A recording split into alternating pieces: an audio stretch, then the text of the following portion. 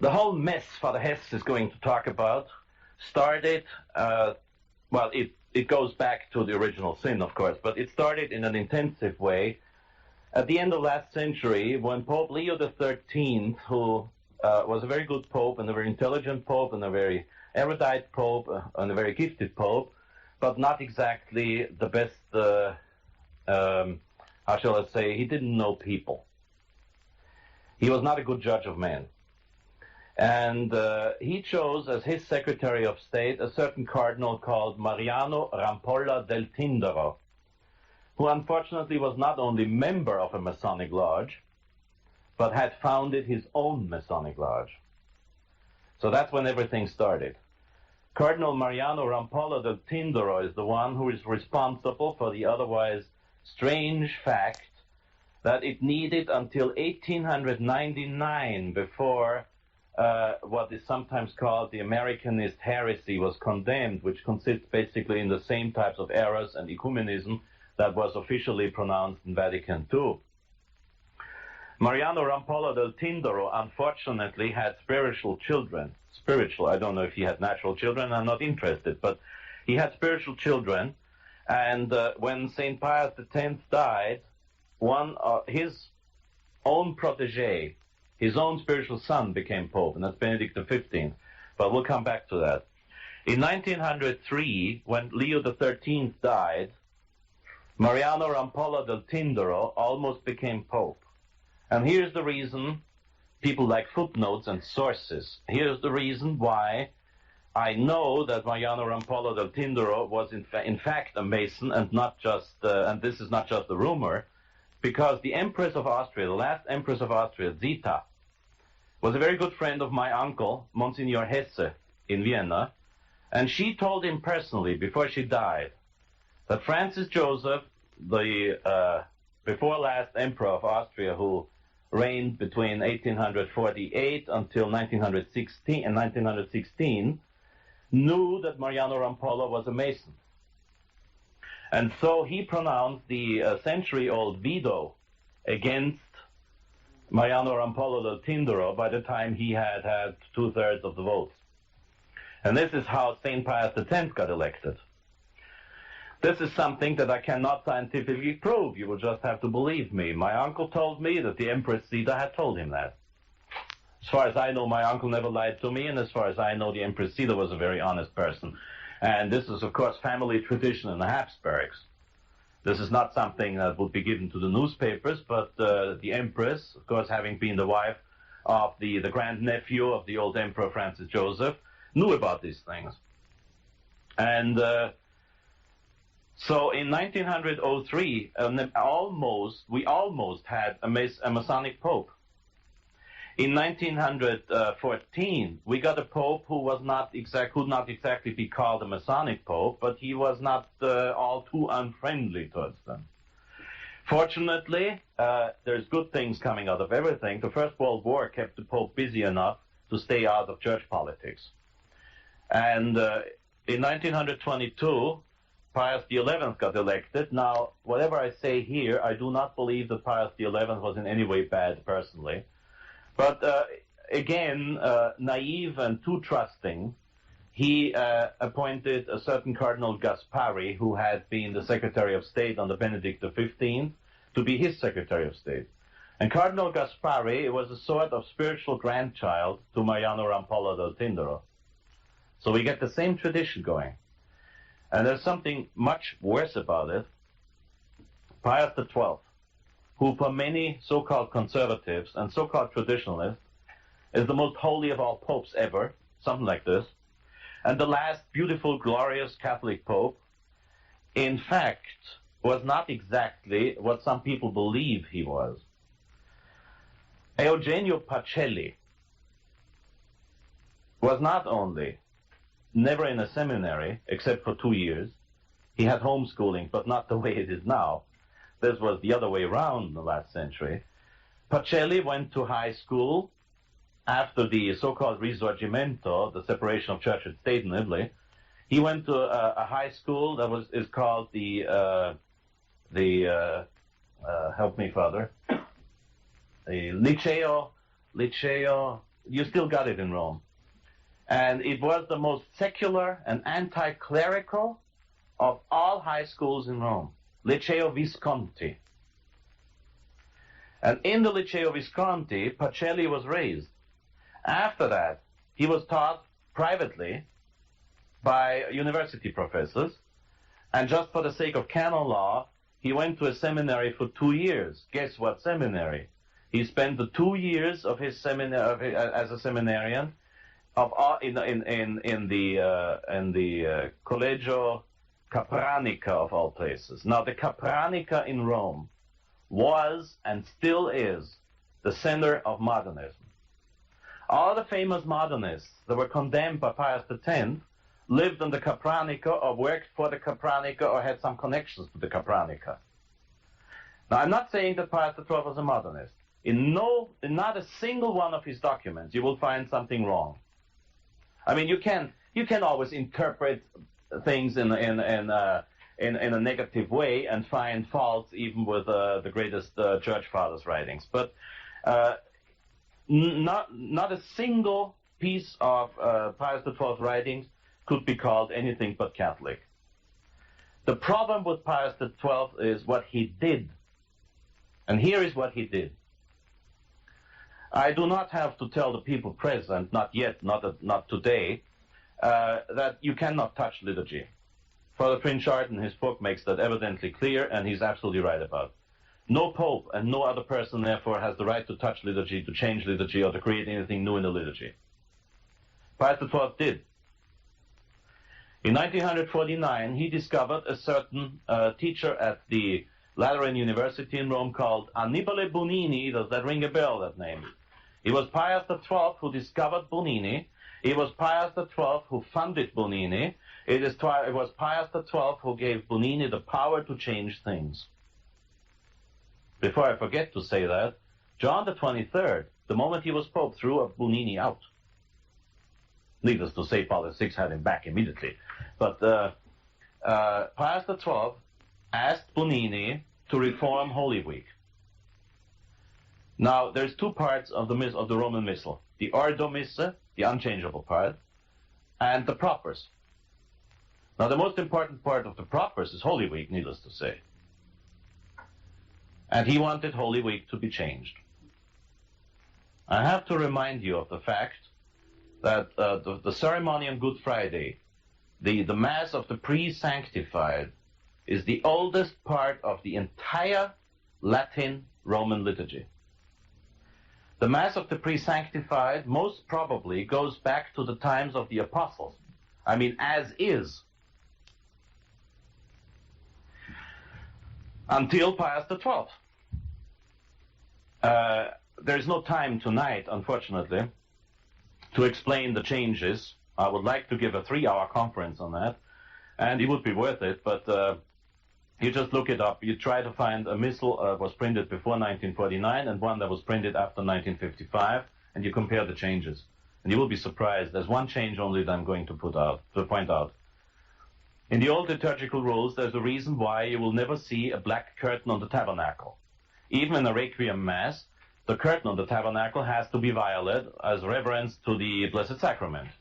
Now, with that in mind, as an excuse, Bonini in 1949, changed the Good Friday liturgy around, and instead of wearing a black chasuble all through Mass except the Adoration of the Cross, the priest now wears a black cope until the communion rite, and then he wears a violet chasuble at the communion rite.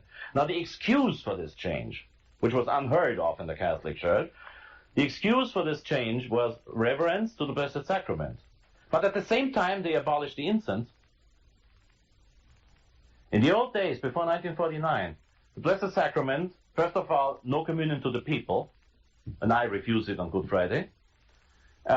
The Blessed Sacrament was kept on a side altar that was beautifully decorated, and then after the Adoration of the Cross and the Improperia, the priest would, in a solemn procession, pick up the Blessed Sacrament, carry it over to the altar, and all the way it would be incensed. It would be incensed at the special side altar. It would be incensed with the thurifer walking backwards, and 2 of them, as a matter of fact, on the way to the altar, and then he would be incensed on the altar, And after elevating the paten with the host, which is not to indicate consecration, but just to show our Lord to the people, the priest would not just genuflect, but make a reverence down to earth, which is exactly how the consecration was done in the early days. Before they had to stop insisting on it because old priests and old bishops were not able to perform that anymore. And this is one of the most fundamental changes in reality, because it's the first time that any pope ever dared to attack or to touch the oldest part of the entire liturgy. Now, in the Eastern churches, you still have pre-sanctified masses on the Ember days. But in the Catholic Church, the Mass of the pre-sanctified Good Friday is the last one left, was the last one left, because now, of course, forget it. So this is just to show you what Pius XII did. Don't ever think that Pius XII was the last conservative pope. He was anything but conservative. He was Catholic, he had the faith, he proved this in writing. He gave it to us in writing, so to say. But in his actions, he was the first pope of the new church. And don't forget, König, Alfrings, Döpfner, Swinens, Leonard, and all these people were appointments by Pius XII. He chose them. And don't tell me, yes, but he didn't make them cardinals. That's not true. He didn't make them cardinals because he didn't want to make them cardinals, but because after 1953 he did not appoint a single cardinal anymore. And don't tell me that he wanted to get rid of Montini by making him Archbishop of Milan. Please don't. Because Pius XII was not an imbecile. Pius XII knew that the Archdiocese of Milan had given to the Church the Pope who made him Secretary of State, Pius XI. Pius XI was Archbishop of Milan. So if you want to get rid of a Monsignor, you do not make him papabile, right? And the only reason why Montini was not a cardinal in 1958 is because nobody got appointed anymore after 1953. So we have to notice, sadly, that the influence. Now, parenthesis, I am firmly convinced that Pius XII did not realize what he was doing. But this is not the point of the conference here. We are not sitting in judgment over poor Eugenio Pacelli. We are discussing historical facts and nothing else. And as a historical fact, Pius XII was not a conservative pope. He was not a traditional pope. He was just barely Catholic in his writings. What he did to liturgy is far underestimated. In 1958, when Pius XII died, the only part of the Roman liturgy that was intact and well preserved all over the world was the canon. Nothing else. In 1949, Pius XII gave permission to the Chinese to say Mass in the vernacular, except for the canon. In 1958, just a few months before he died, just about in time, he gave permission to the German bishops and the Austrian bishops and the German-speaking bishops in Switzerland to say the reading and the gospel in German right up there on the altar. That means for the first time the priest dressed as a priest with his maniple and chasuble on was speaking the vernacular, and not only the vernacular, but on the altar of Christ he was reading a lousy translation instead of the Word of God.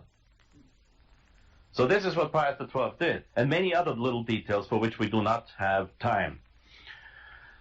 So by the time Pius XII died, the Church was indeed ready for the revolution. Absolutely and totally ready for it. The reason why our dear friend Archbishop Lefebvre always pointed out 1958, 1958, 1958 is simple. People get confused when you tell them the whole story. So it is easier to point out 1958 for pastoral reasons, because if you know how it is. As a priest, you ask many questions, and many people come up and say, "Father, can I trust this book?" And I will look it up, say it was printed before 1958. You probably can trust it.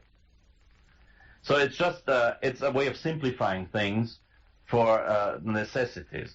And this is what Archbishop Lefebvre had in mind when he said 1958, and 1958 was the change. But in many of his sermons, he explained very well that indeed this was not a radical change, but something that grew like a cancer.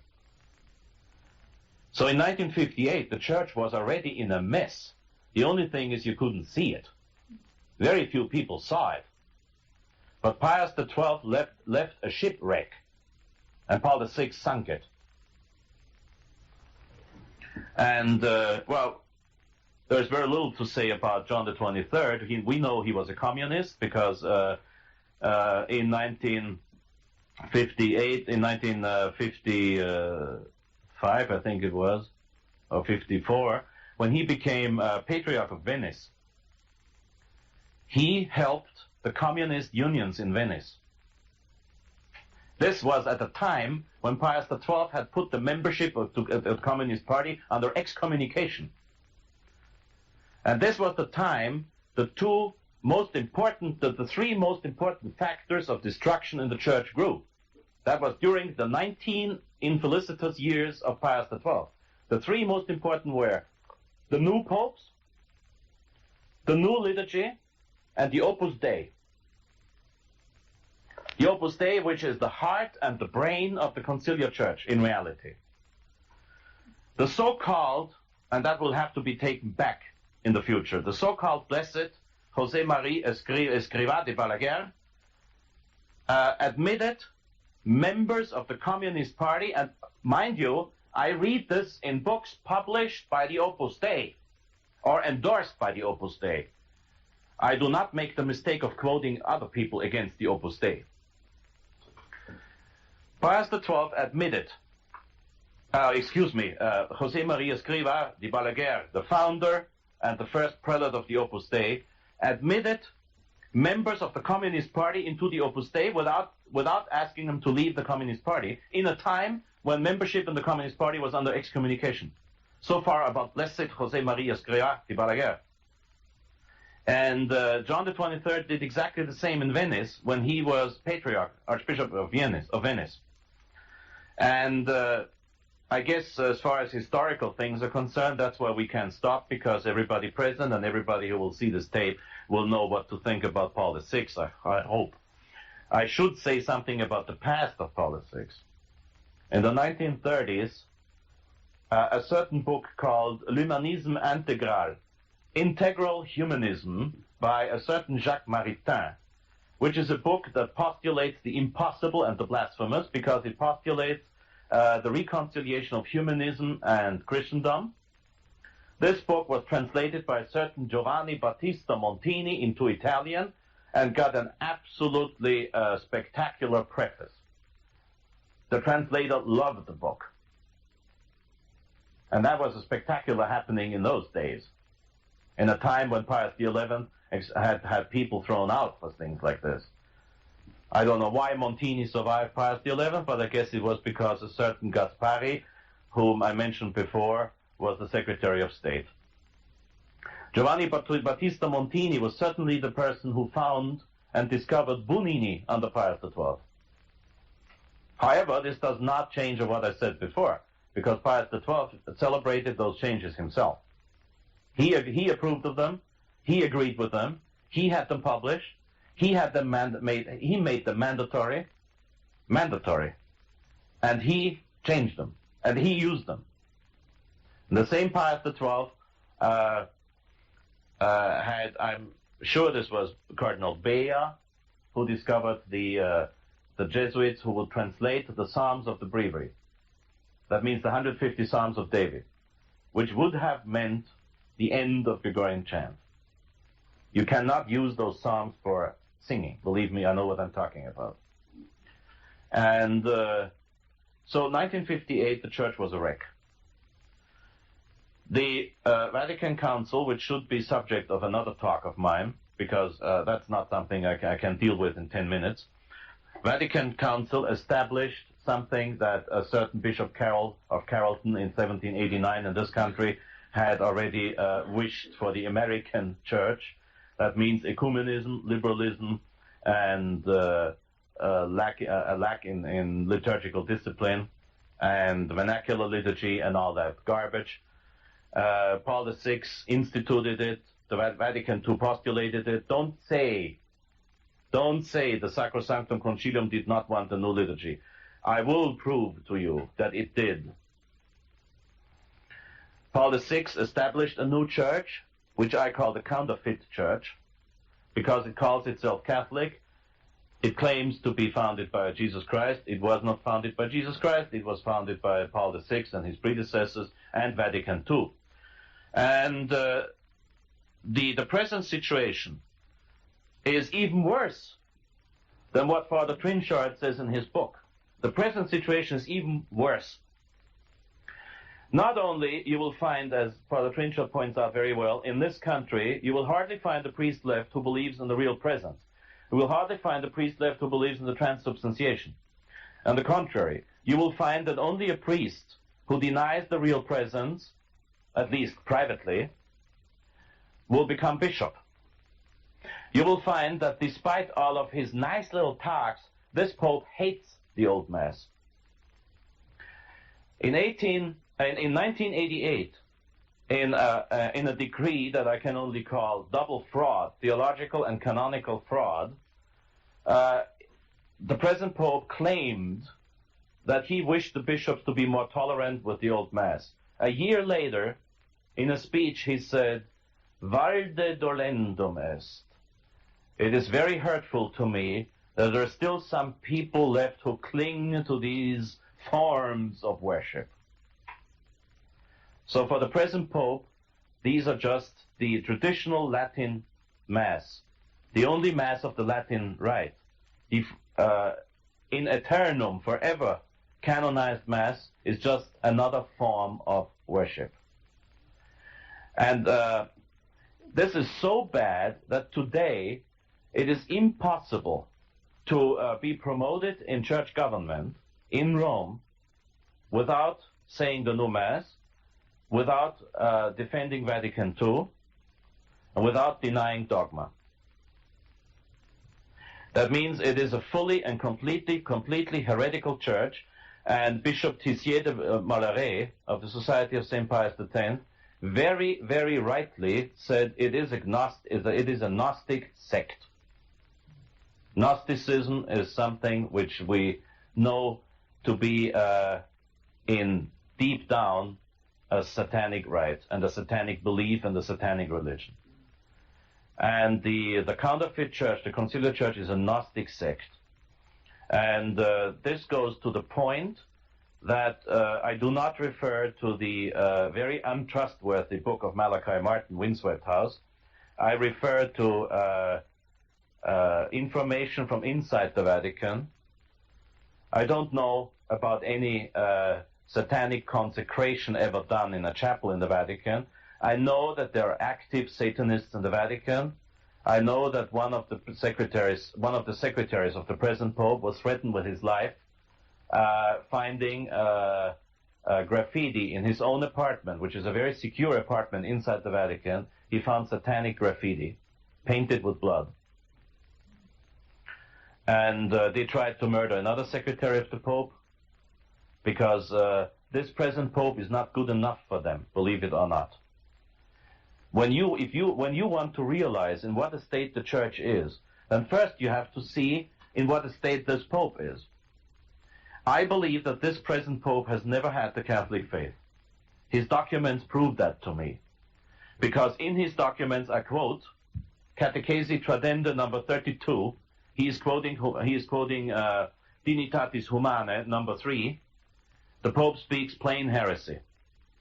I do not say that makes him cease to be Pope.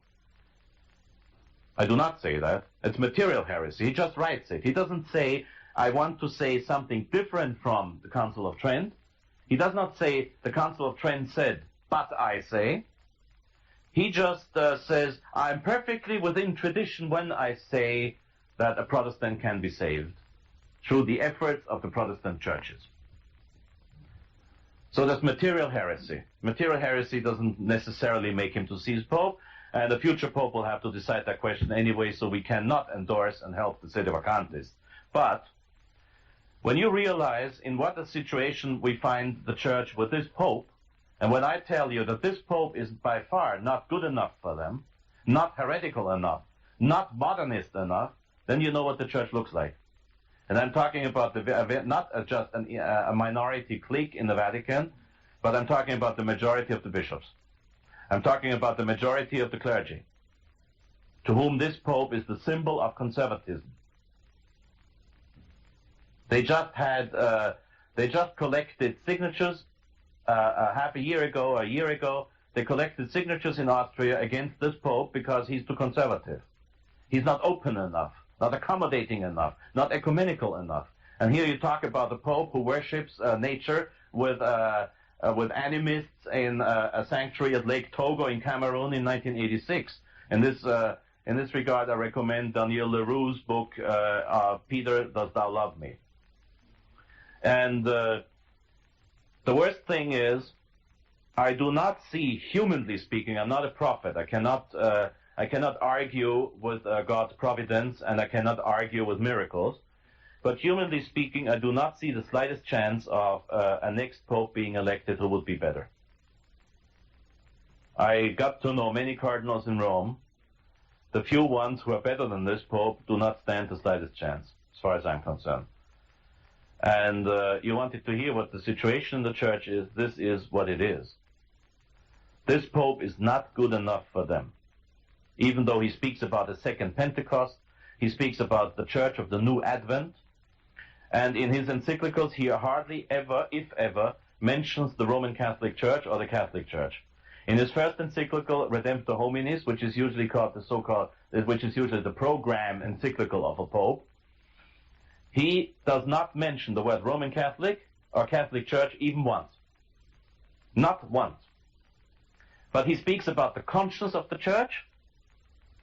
You, living in this country, you just have to switch on TV and you will, this will sound familiar. Conscience of the Church. It's all psychology, not theology.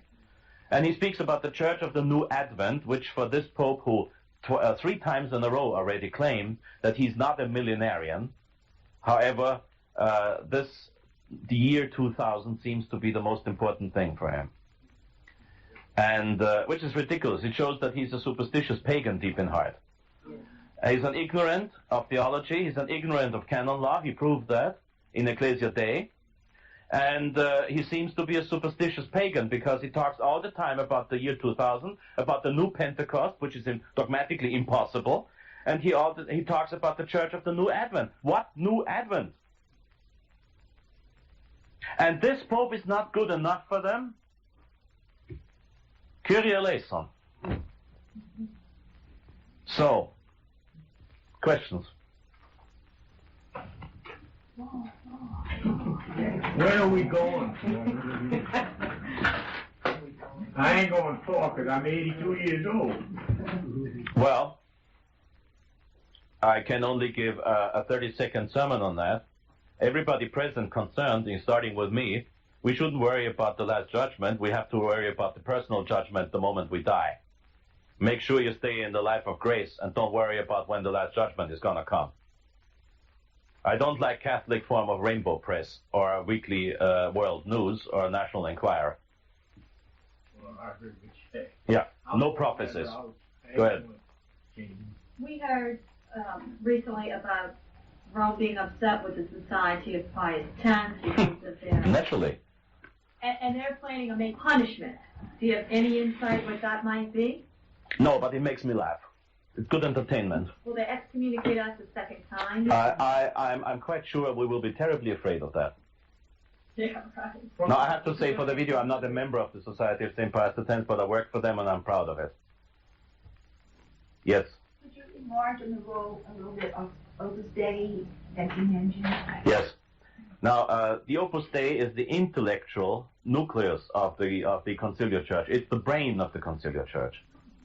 Because the Opus Dei will openly admit that it was José María Escrivá de Balaguer who had the idea of Gaudium et Spes, the idea of a church based on the lay people, a church growing from beneath.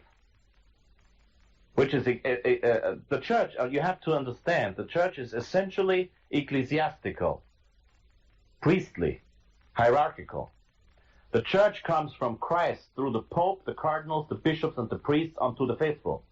It does not grow among the faithful. José María Escrivá de Balaguer, all of his life, preached that the church grows on the basis of the faithful, on the laity. And in this regard, I recommend to everybody present that you must read, I demand, if you want to inform yourself, and that's the reason why you're here or watching the tape, you must read the encyclical of Pius X against modernism, Pascendi, Dominici Gregis. You must read it. And you must not just flip through it like a Clive Cussler novel. You have to study it. And you will find the paragraph where St. Pius X says, we are facing a grave danger with that concept of the laity, the church being based on the laity. So the idea of a church that was based on the laity was condemned by Pius X. But José María Escrivá de Balaguer preached it, and who approved his institution? Pius XII, again. And now his institution is the most powerful within the Catholic Church. They are the ones who serve the purpose of appeasing the conservatives by telling them, oh, you have to keep the sixth commandment and the others too. And they are the ones who will have their priests in clergymen, cassock, neatly dressed, celebrating the Novus Ordo in vernacular in a decent and nice way. And they are the ones who will tell you that Vatican II can be interpreted in a Catholic sense. It's the Opus Dei, the brain behind that childish and absurd idea that Vatican II could have a Catholic interpretation. There is no way to interpret Vatican II in a Catholic way. I mean, I'm not talking about every single line, obviously. 90% of Vatican II are just warmed-up doctrine. And the description of papal infallibility in Vatican II is very beautiful, which doesn't help the fact that a few paragraphs later, the infallibility is kind of, put under the table, swept under the table.